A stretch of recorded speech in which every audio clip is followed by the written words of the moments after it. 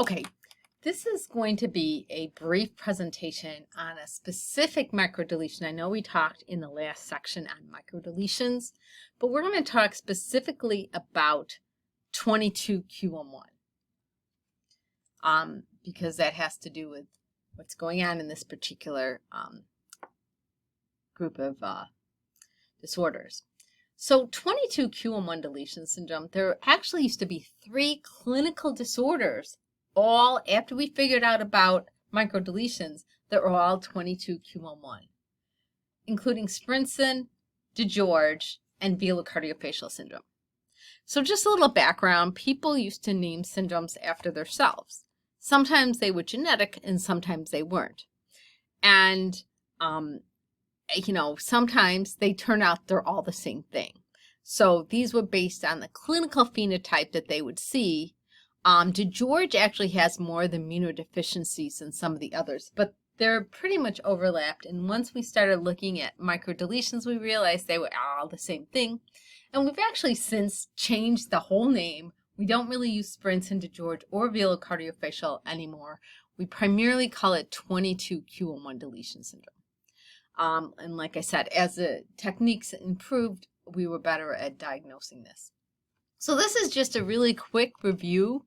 I don't do fluorescent in situ or FISH too often anymore, but they like to ask it on exam questions. So because the people writing the questions or they're older questions. So basically, if there's a specific region that we're concerned about, we make a probe for that region. We add a fluorescent tag, and we can add them on to either interphase or metaphase chromosomes. And this is an example of metaphase chromosomes. And when they attach, you see the fluorescent tag when looking under the microscope. So here we have an individual that we used 2 probes. One, this is at 22q13, and this is a control probe. Although I won't ask you this on the exam, but we've since realized that some patients that people were worried had 22q11 deletion actually had a deletion of 22q13. So we'd see actually 2 red dots and 1 set of green dots. But anyway, going back to what I'm talking about, the red dot is the 22q11 region, and this is the control, or hopefully the control. And in this cell, we see that there's attachment of the red probe for the 22q11, and here it does not. And again, we look at about 200 cells, and we can see that there's a deletion. I don't know how big the deletion is, but I know there's a deletion in that region. Array CGH, which we've also discussed in the past, is a much better modality for making this diagnosis because in this particular disorder, the deletion size can range from 0.5 megabases to 4 megabases, which is a big difference. In addition, probably the reason there were 3 different clinical disorders named after this was probably because it can be so variable in its presentation. And so an array can tell us not only how big the piece is, but what genes are involved. And as we're learning more and more about these genes, we've realized that, for instance, the TBX1 gene is associated with congenital heart defects. And the CRKL gene is associated with renal anomalies. And as we move forward, we're going to learn more and more. We're not exactly sure which gene is associated with immunodeficiencies, but we will get there. So 22q11 is really common, 1 in 2,000 live births. 180 features are described, and again, that's why there's so much variability. The most common include congenital heart defects, 75%. Remember when I talked about Down syndrome, 50%? This is more common. Like when you have 22q, it's more common that you're going to have a heart defect than if you have Downs to have a heart defect. 15% of all patients with tetralogy of Fallot have a 22q11 deletion. That's an important thing because a newborn, you're not going to know if they're delayed. And you may not know if they have low T cells or the risk for infection. But if you have a baby with a tetralogy of Fallot, 22q should at least be roaming in your head, especially if they have a cleft lip and or palate. 75% of kids have cleft lip or palate or some type of palatal abnormality. One of it is a velopharyngeal insufficiency, which often is difficult to identify early. and then the renal anomalies. And then finally, immunodeficiency, and that's why we're presenting it in more detail at this particular case.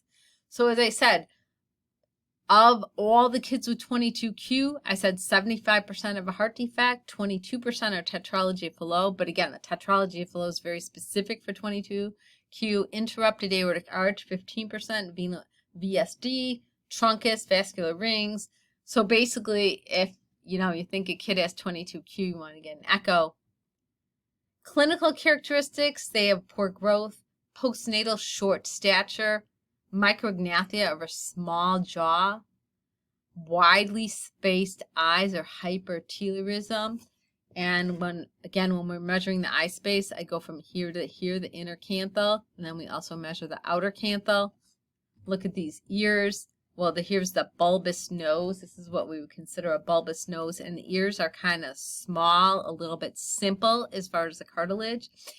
And when I try to determine where eye spacing is, I go from inner to outer, and you can see the ears are low set, and part of that is because they're so small. Small mouth, and again, cleft palate, sometimes lip or palatal abnormalities, especially velopharyngeal insufficiency. And that's actually really important. These kids get a lot of infections. People like to take out tonsils. If they have VPI or velopharyngeal insufficiencies, not the best idea. And so it's important to understand this. And again, they have developmental delay because of the deficiency of genetic material. And again, we're not sure which gene is causing the delays, but I'm sure one of them is. Because the fourth branchial arch does not form, patients often have thymic hypoplasia, and this results in hypoplasia or aplasia of the parathyroid glands, which can result in hypocalcemia in the newborn period. Remember, we talked about Williams has hyper, this is hypo. The thymus gland is also important in T cell production. Patients are at increased risk for a number of infections, including recurrent sinusitis, otitis media, and lower respiratory infections.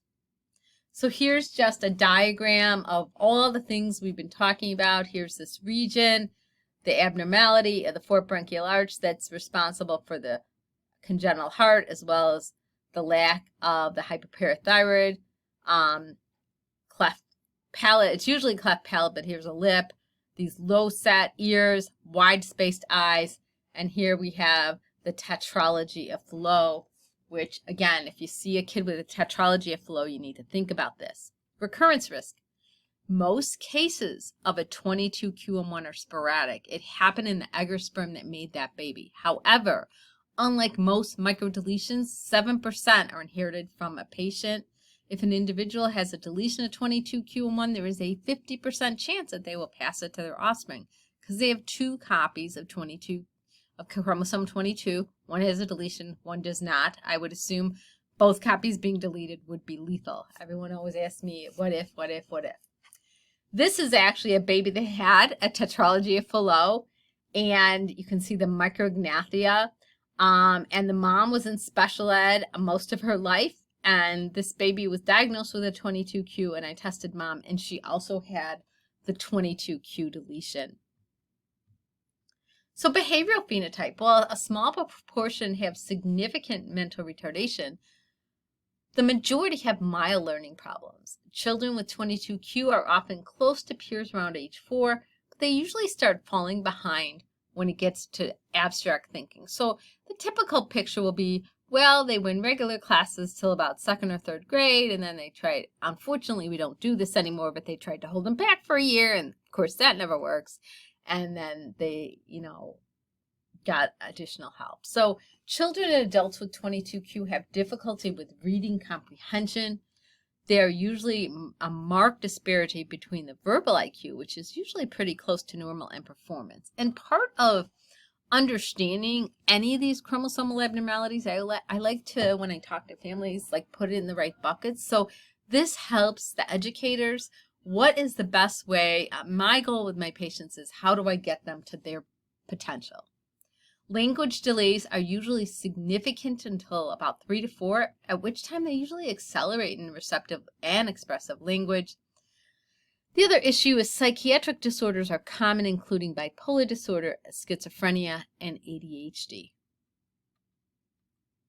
So behavioral considerations, children with 22q are best taught with really concrete examples. They learn really well with computers, which is a great thing today.